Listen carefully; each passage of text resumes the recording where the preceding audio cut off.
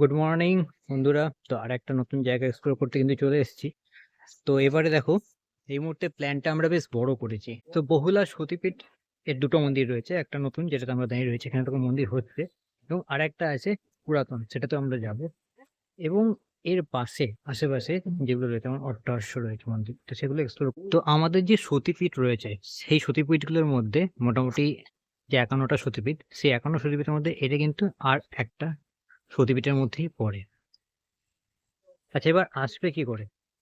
কাটোয়া থেকে 15 কিলোমিটার মাত্র ডিস্টেন্স। কাটোয়া থেকে যে কোনো তোমরা বাস, টোটো ইত্যাদি নিয়ে কিন্তু চলে আসতে পারবে খুব ভালোভাবে। বহুলা সতীপীঠ পশ্চিমবঙ্গের পূর্ব বর্ধমান জেলার কেতুগ্রামে অবস্থিত একটি পবিত্র স্থান, যেখানে দেবী বহুলা রূপে মা দুর্গার বাম বাহু পড়েছিল বলে বিশ্বাস করা হয়। 51টি সতীপীঠের মধ্যে এটি অন্যতম এবং এটি দেবী বহুলাকে উৎসর্গীকৃত। পূর্ব বর্ধমান জেলার কেতুগ্রাম গ্রামে এটি অবস্থিত, যা রাজা চন্দ্রকেতুর নামানুসারে নামকরণ করা হয়েছে। দেবী বহুলা এখানে মহাভৈরব বিরূপের সাথে কার্তিক ও গণেশ রূপে অবস্থান করে, যা দেবীর ভক্তি এবং শক্তির একটি গুরুত্বপূর্ণ কেন্দ্র। মা এখানে চতুর্ভুজা পদ্মের ওপর বিরাজমান।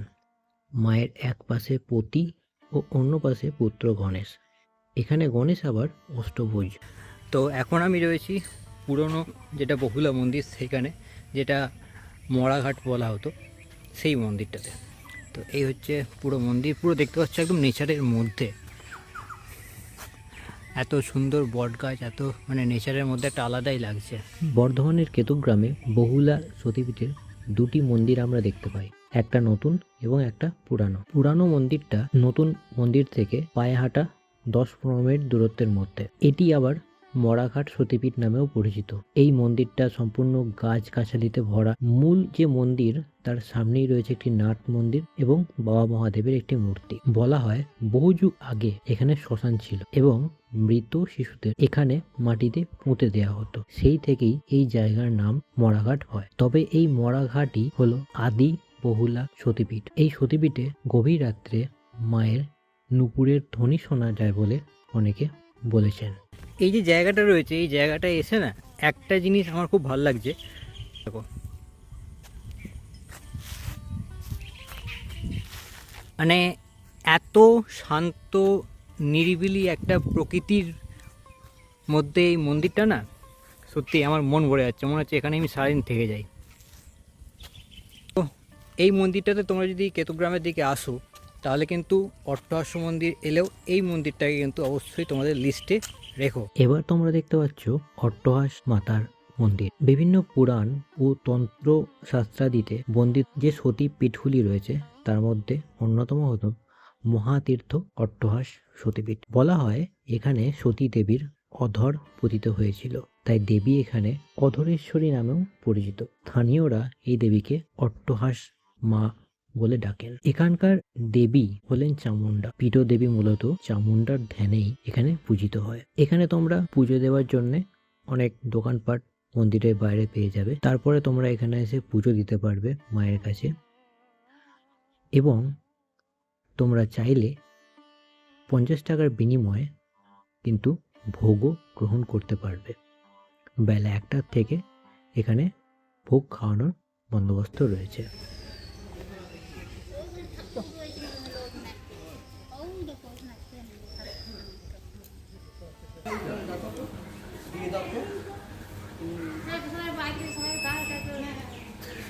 ঠিক আছে,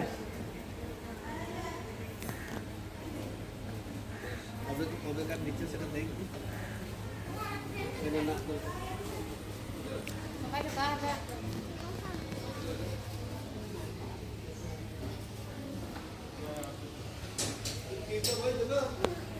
এই মুহূর্তে তোমরা দেখতে পাচ্ছ সোনারন্দি রাজবাড়ি, যেটি প্রতিষ্ঠাতা ছিলেন নিত্যানন্দ দালাল। 1750 খ্রিস্টাব্দে সোনারন্দিতে নিত্যানন্দের জন্ম। তিনি আরবি, ফার্সি ও উর্দু ভাষায় খুব পারদর্শী ছিলেন। অল্প বয়সে গৃহত্যাগ করে তিনি বৃন্দাবনে চলে যান এবং সেখান থেকে দিল্লির বাদশার দরবারে চাকরিও পেয়ে যান। অসাধারণ মেধা ও ফরাসি ভাষার দক্ষতার জন্য সেই সময় মুঘল বাদশাহ দ্বিতীয় শাহ আলমের সঙ্গে তার ঘনিষ্ঠতা বাড়ে। সোনারন্দি রাজবাড়িটি অবস্থিত মুর্শিদাবাদের সালারে। আজকে এই রাজবাড়িটা দেখলে আমাদের মনে হয় যে প্রায় ধ্বংসের দরবারে এসে পৌঁছেছে, কিন্তু একটা সময় এই রাজবাড়িটি কত হাসি খেলা চারিদিকে ঘুরে বেড়াতো। এখানে এলেই তোমরা দেখতে পাবে যেন দ্বিতীয় বৃন্দাবন। কথিত আছে রাজকুমার গোবিন্দদেব বাহাদুর মূল রাজবাড়ির সংলগ্ন পশ্চিম অংশে কিশোরী বনওয়ালিয়ালের মন্দির নির্মাণ করেছিলেন। এখন তোমরা দেখছো শিববাবুর জমিদার বাড়ি। টিকর অর্থাৎ দ্বীপ। বলা হতো একসময় গঙ্গা নদী এই এলাকা দিয়ে প্রবাহিত হতো। গঙ্গা নদী সরে গেলেও রয়ে গেছে গ্রামের নাম গঙ্গাটিকুড়ি।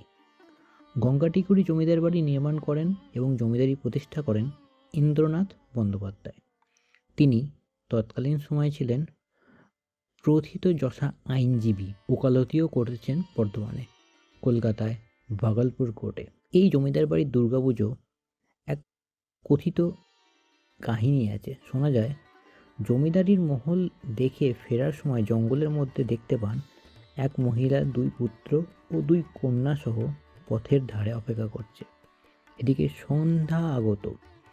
ইন্দ্রনাথবাবু কৌতূহলবশত তাদের বাড়ি কোথায় জিজ্ঞাসা করেন এবং বাড়ি অনেক দূরে শুনে তাদের কাল সকালে বাড়ি পৌঁছে দেওয়ার ব্যবস্থা করে দেবেন বলে জানান এবং তাদের বাড়ি নিয়ে আসেন। পরের দিন সকালে দেখেন ঘরের দরজা বন্ধ, কিন্তু ভেতরে কেউ নেই। এরপর তিনি স্বপ্নে দেখেন সেই মহিলা বলছেন, আমি মা দুর্গা, আমাকে এখানে প্রতিষ্ঠা কর। মা দুর্গা এখানে পূজিত হন কন্যা রূপে। দাঁইহাট লালবাড়ি পশ্চিমবঙ্গের পূর্ব বর্ধমান জেলার কাটোয়া মহকুমার অন্তর্গত দাঁইহাট শহরের কাছে এটি একটি ঐতিহাসিক ভবন। লালবাড়ি এই অঞ্চলের ঐতিহ্যবাহী স্থাপত্যের নিদর্শনের মধ্যে একটি, যা একসময় রাজপরিবার ও জমিদার শ্রেণীর বাসস্থান ছিল।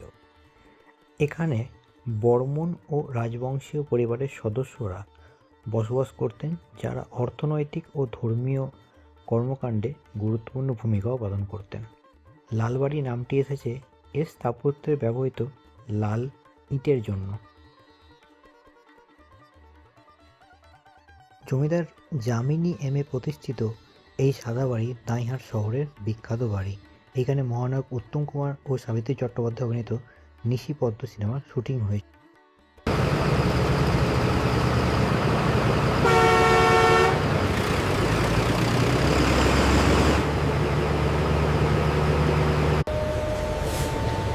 चाय गरम चाय।